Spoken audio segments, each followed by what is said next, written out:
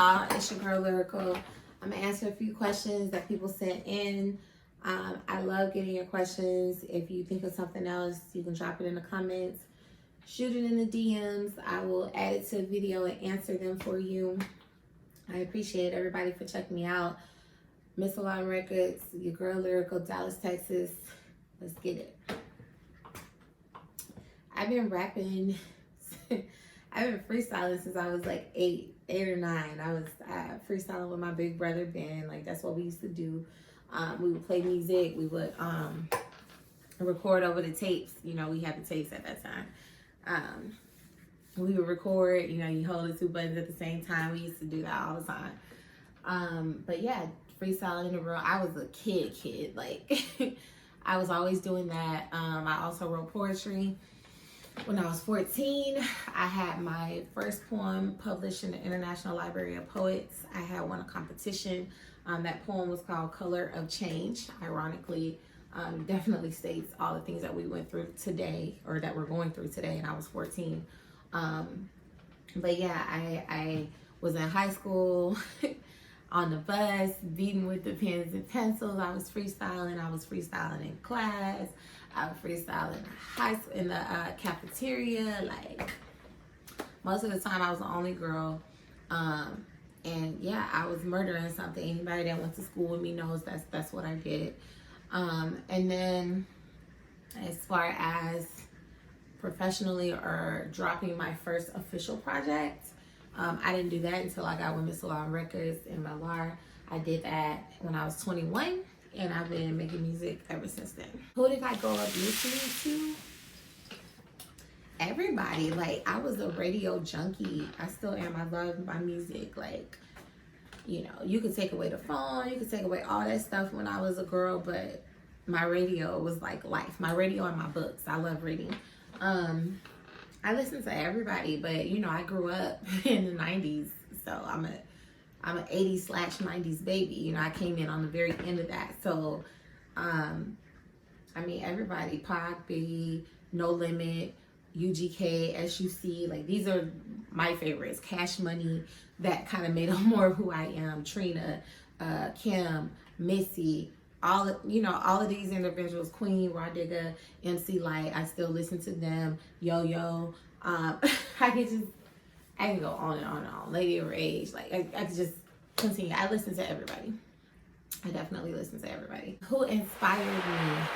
People are my biggest inspirations. Actually, I'm lying.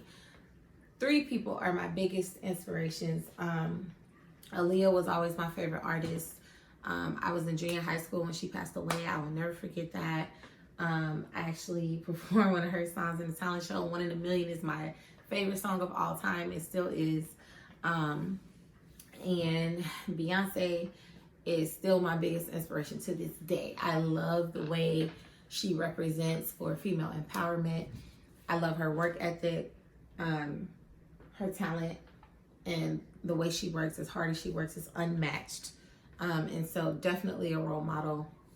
And as far as rap goes, you know, I was inspired by many. Trina has always been my favorite rapper. Everybody that knows me knows that. When I get in my moods, it's a Trina day, and that's what I'm playing all day. I just have always appreciated the fact that she stays exactly who she is. Like it or not, she's never changed. She's never folded. She has always supported all other female hip-hop artists. To this day, she's still like that. And so, yeah, I still bump Trina every day to this day. And actually, it was a pivotal point for me when I was a little girl. I remember we was at school and I was in line. We used to have this big speaker that would play music and stuff, play the radio while we were in line, in the lunch line in the cafeteria when I was in elementary school. And I don't know, I just heard that, you don't know now, you know, and I was like, who is this? Like, her voice is squeaky like mine, you know. It was high and it was a girl and it was just like, you know, oh my God, she sounds like me. Like, I saw myself as a kid. I had a representation of me as a girl. And although we've had that in hip hop, clearly it's male dominated. We haven't had it to that capacity. And a lot of people that I have been listening to, you know, like I said, my mom was listening to them. I grew up listening to those people, but it was just something about Trina when she came out. It was just like, whoa, you know. And I was like, I can do that. Like, I rap. Like, I know how to do this stuff too. And you know, my voice is still light. It's not as bad as it was, but it used to be very light and annoying. And I was just like, she sounds good. I was like, you know, I could do this. So that was actually a really big part of me jumping into music as a rapper when I heard Trina. So that's another reason why she's very important to me. Shout out to Trina. What was the very first song that I recorded? The very first song I recorded, I might have been like 14, 15, and it was me featuring on my bro Lil Kane's song I'm Fresh. And it was a single at the time, and that was my first time in the studio officially, and my first time recording a track. And so I might try to plug it in here so you guys can hear it. And I'm free, and I'm clean. Grey Goose and Patron, I lean. And I swing, and I swerve. And if you give it Memphis, ClearVue. Fuck what you heard, but what do you see? Could it be lyrical, the trophy bitch? That's me, baby, fat head to toe, superstar exposure. Walk in the club, strike a pose and it's over. Dressed to impress, shining on the wrist. I spit so cold, let you know my breath is fresh. Gloss on my lips, got a sway in my hip. Dance like a stripper, hit the stage and I dip. I ain't bossy, I'm a boss. When I flout, sexy apple bottom with some tasty apple sauce. Emerge on my right, got my girls on my left. I ain't fresh like you fresh, tell them go ahead and step. And don't be laughing at me either because I sound like a little girl, because I was. But yeah, that was the first song. I know what type of production I want. I hear that in my head, you know. I hear rhythms, I hear sounds, I hear tunes, I hear melodies. I write both with or without beats. So whatever I'm feeling at that moment, that's what I hear in my head. I do tend to gravitate more toward hardcore, harder bass, gangster beats. Like, that's my sound. I love that. Anything that's gonna bump in the car, make you want to ride. Obviously, I'm from Texas. Like, that's what we do. So to me, those type of sounds is what I resonate with. I don't really like softer sounds, but I also like unique sounds in the production. Galaxy sounds, guitars. Like, I love that type of stuff in the tracks. Anything that sounds different. I don't like to sound the same as everybody else. I don't like my own music to just sound the same all the time. So I like creativity, and it just gotta come hard though. It gotta have that bass, it gotta have that knock, and we good. Very hard to be a musician. It is very hard. You're an entrepreneur, you're your marketing team, you're your promotion team, you are your booking agent, you are your manager, your business manager, you are your touring manager, you're everything.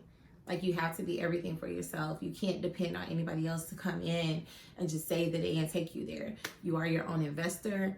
At least when you're independent anyway, you're putting your own money into your stuff. And like I said, as a female, it's very hard because you're trying to do business with people that either aren't taking you seriously because you're a girl, or they trying to sleep with you because you're a girl. Like, it's always some bullshit. So very, very hard. I'm also a mother, and that's first and foremost. I'm a mom before I'm anything else. So a lot of the times when doing business, chasing my dreams, a lot of that stuff, it goes a little slower. I don't believe in not accomplishing things just because you're a mom. That I don't believe in, and I wouldn't show my kids that. So I just believe that, you know, some things take a little bit more time because of that, because they're gonna come first. So it's definitely hard. It can be done. I feel like when you have a passion for it, and you have a purpose for it, and you have something to say, it's gonna get done anyway. So yeah, it's hard, but definitely attainable. Is your family supportive? I mean, my kids are always supportive. My kids are artists too. Baby girl Niecy, baby boy Jay. They love music. They grew up in the studio, so they're always supportive. My family, I guess when you say, is my family supportive, you mean like my mom and, you know, siblings and aunts and uncles. My family has always been supportive. My family is very supportive of me. I will say my mom, though, my mom is very intelligent. My mom has You know, even having her children at a young age like she did, she didn't fold. My mama still graduated from college. My mom took us out of a situation we could have been in, you know, and gave us a better life. She's never depended on nobody else. She was a single mom. She raised all three of us on her own, and she did a damn good job of it. So with that being said, my mom has supported my talent, but she has always been like, hey, hobbies don't pay the bills, you know what I'm saying? So either you gonna make it pay for something, or until you can do that, you need to learn how to maneuver in the corporate world and have your education and have a backup plan, etc. So she's always taught me that, which I have done. So I'm thankful for that. I wouldn't have it any other way. So yeah, my family's supportive. I think with me being successful now, whether it's in music or not, it's a little bit easier to be more supportive of my choices when it comes to my musical career than it was when I was a young teenager or girl coming up, and she's like, you know. So yeah, my family's supportive. Anytime I come to Waco, which is where I was born, that's my hometown, co-town. Anytime I come to Waco, like my family, friends, whether we're doing a gathering or something like that, they always want me to jump on the mic. So yeah, my family's supportive. Yeah. What's my vibe in the studio? This, like, I'm chill in the studio, but I'm energetic when it comes to me recording. If I'm in the studio with multiple people and we're creating together, I'm definitely into it.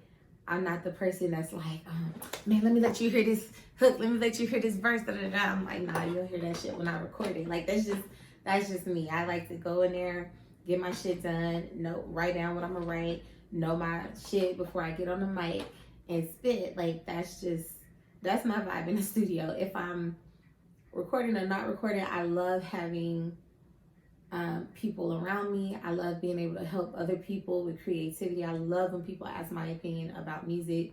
I will give it to you. And collaborate. I love collaborations. I don't get to do it as much as I want, but I do love collaborating. Yeah, I'm energetic. I'm hyped when I'm in the studio. I'm excited. You know, I'm ready to do my music. I'm ready to get it done. I don't like to waste a lot of time. You're not going to find me sitting in anybody's studio just to be shooting the shit. I don't smoke. I don't drink. Everybody around me does. So, I mean, when I'm in the studio, I'm like, shit, I'm ready to go. Like, I want to create. So I don't waste time. You're not going to see me sitting there for hours and hours and hours trying to chill, you know, on studio time. It's just not productive, and it don't work for me. Somebody else put a question, can you shoot videos for me? I know who asked me that question. Yes, you can. Absolutely. I can't wait to work with you on something. We can definitely link up. What do I stand for in hip-hop and life?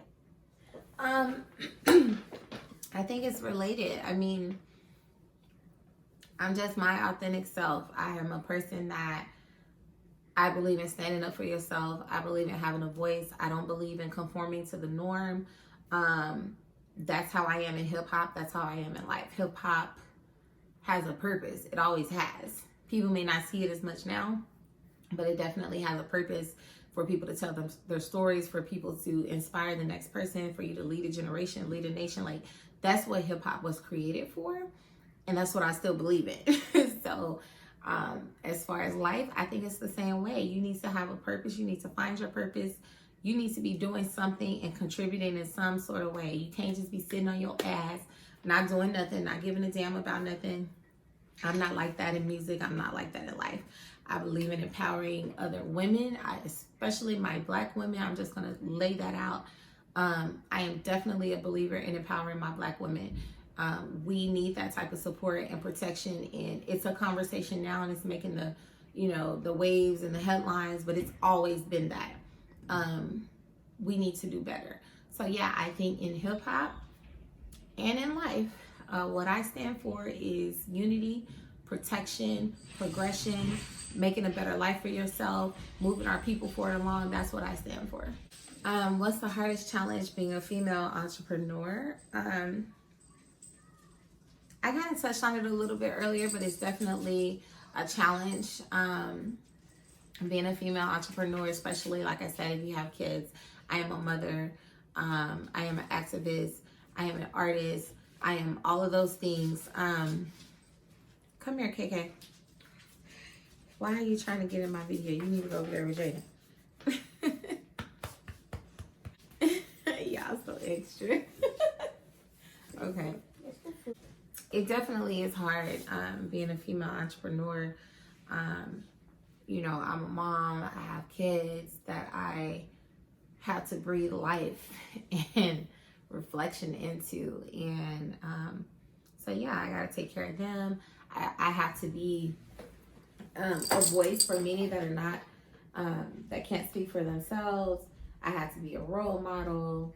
You know, I got to be sexy and not too sexy. And then, you know, I'm hard, but I can't be too hard. Like, it's definitely hard. And as a female entrepreneur, I think for any entrepreneur, it's hard. You got to get down to business. Like, you got to be on your shit.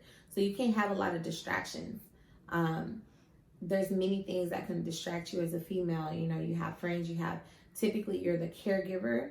So you have friends and family and significant others, and everybody wants to drag all your time. And it's like, bro, I'm trying to make it, like trying to be successful and get somewhere. And, you know, a lot of times I feel like if I was a guy, I wouldn't have that problem because, you know, females are taught to follow the man's dream and leave your dreams behind. And females are taught to be at home and be with your family and your friends. And that's what you have. And let this man go and make his destiny and make his dreams. And you need to lean on that. And I don't believe in that shit. Like, I'm completely opposite of that. I think everybody should go and reach their dreams if that's what they're striving for. And you shouldn't have to compromise or leave yours behind to follow somebody else's. So yeah, I think as a female, it's a little bit harder. But I mean, we can do anything. So that's a wrap. Thank you guys so much for your questions. I love them. I look forward to hearing more. Thank you for allowing me to share a little piece of me and my thoughts with you. Hopefully you guys will drop me some more comments, some more questions. I will answer them on video and we will get to know each other a little bit better. You've been chatting with Lyrical. Thank you. I'll holler at you soon. Peace.